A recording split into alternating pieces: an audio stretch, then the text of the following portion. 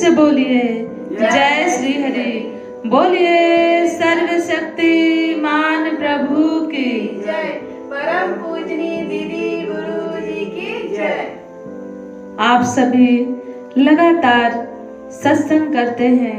आप सभी को देखकर बहुत ही प्रसन्नता महसूस होती है और कई ऐसी बहनों ने प्रार्थना भी की थी कि हमारे जीवन में बहुत सारी परेशानियां हैं दीदी, क्या करें, कोई राह नहीं समझ में आ रही है। उन्हें सिर्फ सत्संग के लिए प्रेरित किया गया और आज हमने पूछा कि क्या आपकी परेशानियों का कुछ समाधान हुआ? आप दोबारा पूछे नहीं तो बोलती हैं कि दीदी सारे प्रश्न ही खत्म हो गए।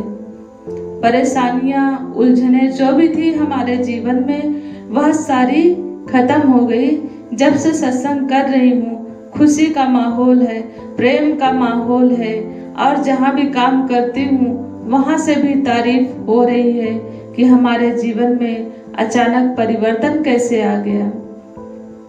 तो कहने का भाव यह है कि वास्तव में सत्संग एक ऐसी गंगा है जो इसमें नहाते हैं तो इसमें से हीरे मोती जवाहरात लेके जाते हैं। वह क्या है? वह दिव्य गुणों से सज जाते हैं। जो दिव्य गुणों से सज जाता है आपका जीवन, तो मानो कि आपके जीवन में सारी चीजें बहुत ही सहज अवस्था में प्राप्त हो जाती है। तो जब भी जीवन में परेशानियां आए, परेशान नहीं होना है, इस परमात्मा का धन्यवाद देना है। परमात्मा ही सब कुछ करने वाला है। आप समझिए, आपके जन्म का पता नहीं था कि आपका किस घर में जन्म होगा। आपको यह भी नहीं पता था कि आपके माता पिता कौन होंगे, यह भी आपको पता नहीं था। फिर आगे आती है बात कि आप कौन सी जॉब करेंगे, यह भी किसी को पता नहीं था। और आने वाली आपकी पत्नी कौन होगी, यह भी आपको पता नहीं था। आपके बेटे कौन होंगे, यह भी नहीं पता था। आपके रिश्तेदार नातेदार कौन होंगे, यह भी आपको पता नहीं था। जब आपको कुछ भी पता नहीं तो पता किसे है? पता सिर्फ परमात्मा को है।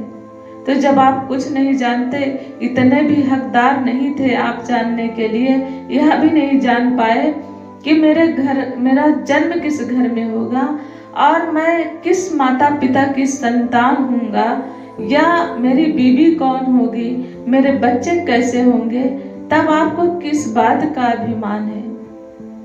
सारी चीजें परमात्मा के हाथ में है। तो परमात्मा के हाथ में है तो सब कुछ परमात्मा का शुक्राना करते हुए उन्हीं पर छोड़ दीजिए। और यहाँ बात आती है शुक्राने की। शुक्राने का मतलब यह नहीं होता कि सिर्फ शुक्राना करें और काम नहीं करें। अब प्रभु ने आपको 2 हाथ दिए हैं, 2 पैर दिए हैं, नेक कर्म करें और कदमों से चल के आगे बढ़े, लोगों की सेवा करें, मंदिर में जाएं, सत्संग में जाएं, जहां आपकी श्रद्धा हो वहां जाएं। याद रखना, चाहे मंदिर जाओ, चाहे मस्जिद जाओ, चाहे गुरुद्वारे जाओ, चाहे सत्संग में जाओ, लेकिन सबसे पावन पवित्र गंगा सत्संग की होती है। सत्संग एक ऐसी विधि है जो भवसागर से पार करा देती है। अगर वास्तविक और सच्चा गुरु मिल गया, सतगुरु मिल गया, तो आपको भवसागर से पार करा देगा। जैसा कि कहते हैं, लोग तपस्या करते हैं, घरों को त्याग कर पहाड़ों पर जाकर तपस्या करते हैं, लेकिन कभी आपने यह सोचा, यह जाना कि तपस्या तो लोग करते हैं फिर भी वह चीजें नहीं मिलती है?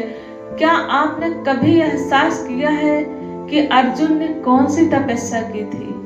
क्या तपस्या से उन्हें भगवान की प्राप्ति हुई है?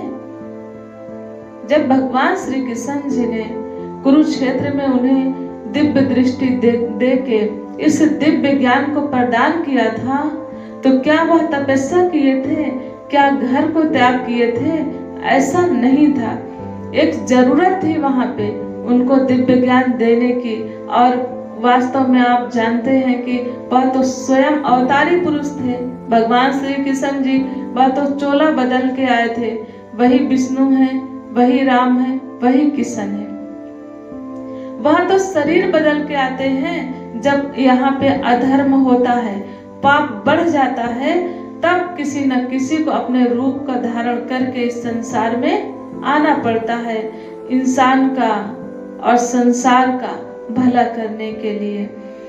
आपने देखा कि कुरुक्षेत्र में भगवान श्री कृष्ण जी ने अर्जुन जी को ज्ञान दिया। कोई पर्टिकुलर प्लेस की जरूरत नहीं होती है, किसी अन्य चीजों की जरूरत नहीं होती इस परमात्मा की प्राप्ति के लिए। परमात्मा की प्राप्ति का विचार होना चाहिए।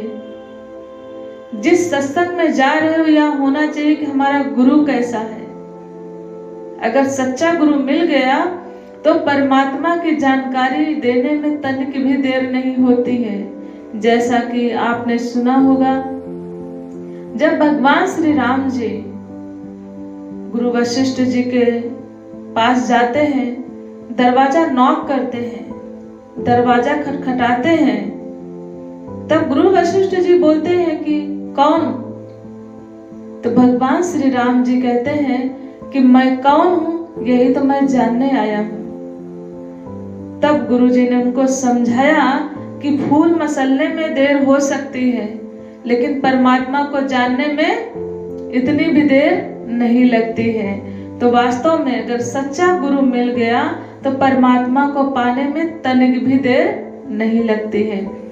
जैसा कि आपने देखा, अष्टवक्र जी महाराज ने राजा जनक जी को ज्ञान दिया। कैसे उन्होंने ज्ञान दिया, कितना टाइम लगा था। तो इस तरीके से अगर दिखाने वाला मिल गया सच्चा गुरु तो समय नहीं लगेगा।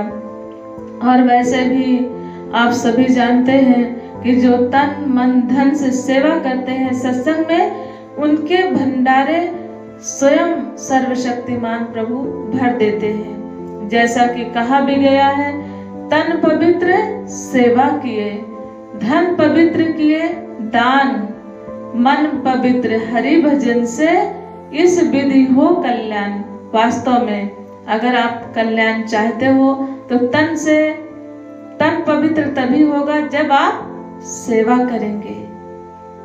सत्संग स्थल पे ऐसे भी भक्त हैं, आते हैं, झाड़ू लगाते हैं, सफाई करेंगे, बहुत सारी चीजों की सेवा यहाँ पे करते हैं और उनके मन में कोई भाव नहीं होता है। एक भक्ति भावना से परिपूर्ण होकर सेवा करते हैं। और धन जो लगाते हैं आप सत्संग में या किसी नीडी पर्सन की सेवा करते हैं जिसे आवश्यकता है, तो आपका धन भी पवित्र हो जाता है। तन पवित्र हुआ, सेवा किया आपने तन से। धन पवित्र हुआ, जो धन रूपी सेवा करते हो, जो मेहनत से कमाते हो, गुरु के चरणों में अर्पित करते हो और संसार की सेवा में लगाते हो, तो उससे आपका धन भी पवित्र होता है और 4 गुना बढ़ के मिलता है। मन पवित्र हरि भजन से। मन आपका तब पवित्र होता है जब इस जीवा पे परमात्मा का नाम आ जाए, जब परमात्मा का नाम स्मरण करते हो, इस सर्वशक्तिमान प्रभु को हाजिर नाजिर मानकर उनके लिए ध्यान लगाते हो, सुमरन करते हो, ध्यान करते हो, तो क्या होता है, आपका मन भी पवित्र हो जाता है। आपका कल्याण भी इसी तरीके से होता है। इस विधि हो कल्याण। तो कल्याण अगर आप चाहते हो तो इसी विधि कल्याण होगा। जो भाग भाग सत्संग में आते हैं, भाग भाग कर सत्संग करते हैं, उन्हें डॉक्टरों के यहाँ चक्कर लगाने की जरूरत नहीं पड़ती है। जो तन से सेवा करते हैं वह तन के रोगी नहीं होते हैं। जो मन लगाते हैं सत्संग और हरि भजन में, उनका मन कभी विकार से भरा नहीं होता, वह विकार रहित हो जाता है। तो जब यह सारे दिव्य गुण आपके जीवन में आ जाएंगे तो आपको सुख मिलना है, यह 100% सत्य है। तो जो सत्य है हम जानते हैं, बताते भी हैं, लेकिन मानते नहीं हैं। यहाँ पर मानने की जरूरत है। आप इसे अगर अपने जीवन में धारण करेंगे तभी आपके जीवन में खुशियां आएंगी। तो खुश रहने के यही सब तरीके हैं। इस विधि आपका कल्याण हो सकता है और भव सागर से पार हो सकते हैं, मोक्ष की प्राप्ति मिल सकती है। अगर इस सत्संग गंगा रूपी में आप नहाते हैं तो आप बराबर सत्संग करेंगे तो जीवन में यकीन रखना कि कोई भी परेशानी हो, कितनी भी बड़ी परेशानी क्यों ना हो, वह सहज में ही दूर हो जाएगी। समय लग सकता है लेकिन दूर अवश्य होगी अगर आपने सजदा किया है इस दरबार में समर्पित भाव से। तब वही चीज आपको मिल पाती है। किसी भी चीज के लिए आपका समर्पण होता है, वह चीज आपको जरूर प्राप्त होती है, लेकिन दिल दिमाग भी केंद्रित होना चाहिए और आपके नेक इरादे भी होना चाहिए, तभी कुछ चीज आप प्राप्त कर पाते हो। तो सत्संग में आने वाले हर बंदे के अंदर एक अच्छा भाव ही होता है। समाज, संसार, परिवार के लिए हमारा तो यही मानना है और यही होना भी चाहिए।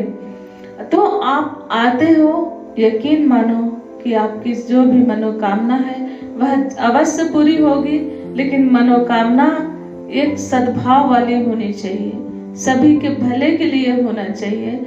और जब आप सबका भला मांगते हो तो आपका स्वयं का भला होगा।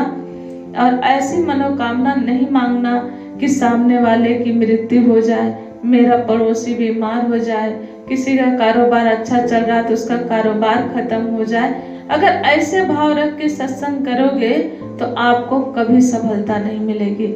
इसलिए सत्संग में आना है, संसार का भला मांगना है, क्योंकि संसार एक परिवार की तरह है।